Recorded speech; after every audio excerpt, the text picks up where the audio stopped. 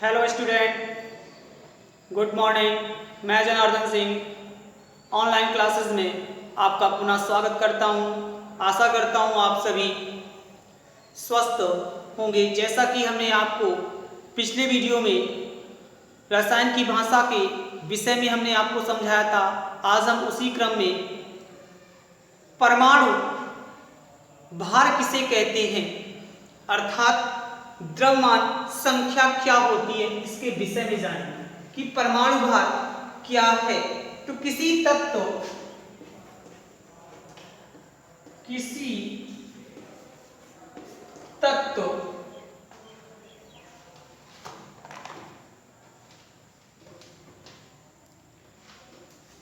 किसी तत्व का परमाणु भार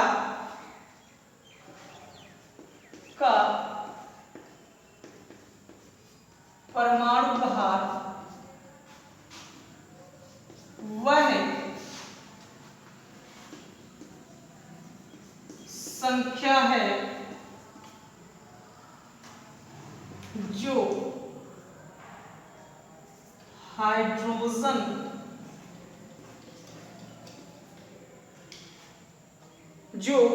हाइड्रोजन के एक परमाणु से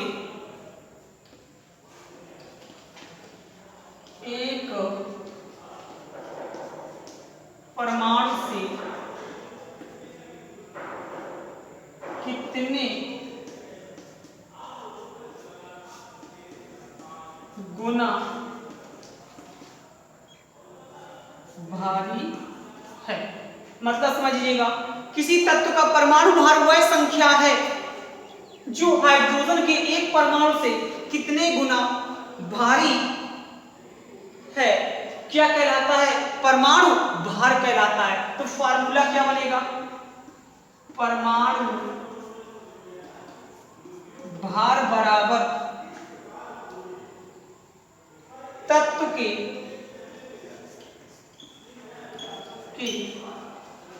एक परमाणु का द्रव्यमान बटे हाइड्रोजन के एक परमाणु का द्रव्यमान। परमाणु भार बराबर हाइड्रोजन के एक परमाणु का द्रव्यमान बटे हाइड्रोजन के परमाणु का द्रव्यमान।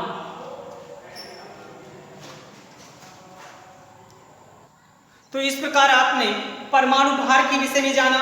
अब हम आपको तुल्यांकी भार किसे कहते हैं, तुल्यांकी भार के विषय में जानेंगे। तो चलिए देखते हैं।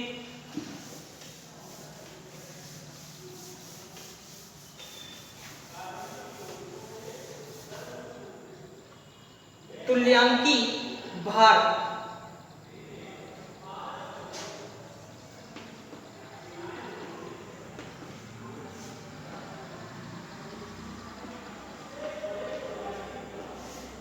किसी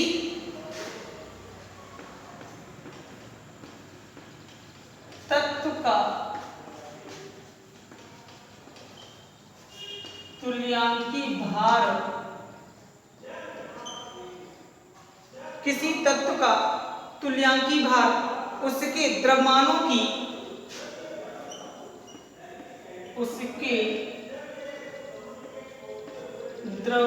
की वह संख्या है जो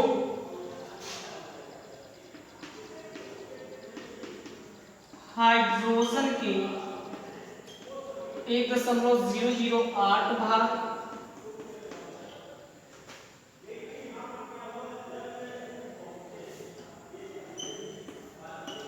परमाणु भार ऑक्सीजन की 8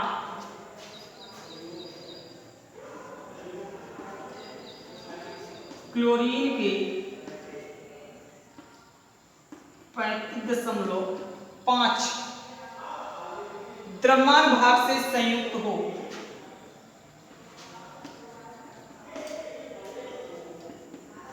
भाग से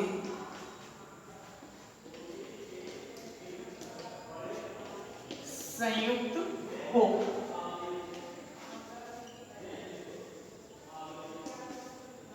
तुल्यांकी भार कहलाता है। किसी तत्व का तुल्यांकी भार उसके द्रव्यमानों की वह संख्या है जो हाइड्रोजन के 1.008 या 1 द्रव्यमान संख्या या परमाणु भार, ऑक्सीजन के 8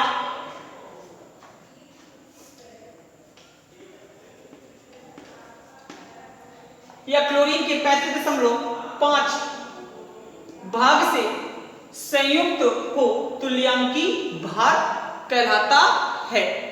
अब हम आ जाते हैं तुल्यांकी भार कई टाइप के होते हैं। तुल्यांकी भार को कितने वर्गों में बांटा गया? तुल्यांकी भार जैसे अम्ल का तुल्यांकी भार क्या होगा, क्षार का तुल्यांकी भार क्या होगा, आयनों का तुल्यांकी भार क्या होगा।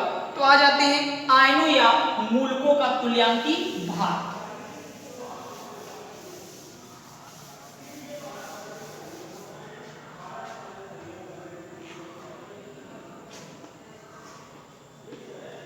आयनों या मूलकों का तुल्यांकी भार। आयनों या मूलकों का तुल्यांकी भार क्या होता है? तो किसी आयन या मूलकों का तुल्यांकी भार किसी आयनों या मूलकों का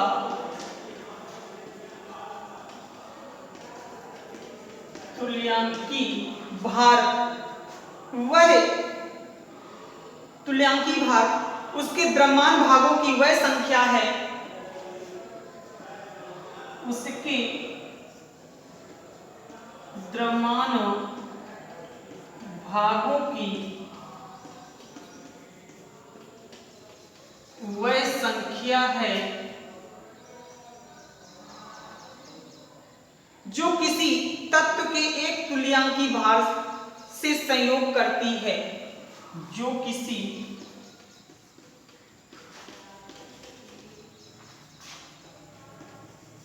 तत्व के एक तुल्यांकी भार से संयोग करती है। चलिए समझ लेते हैं। किसी आयनों या मूलकों का तुल्यांकी भार उसके द्रव्यमान भागों की वह संख्या है जो किसी तत्व के एक तुल्यांकी भार से संयोग करती है। क्या कहलाता है? तुल्यांकी भार कहलाता है। तो तुल्यांकी भार इसका क्या सूत्र बनेगा?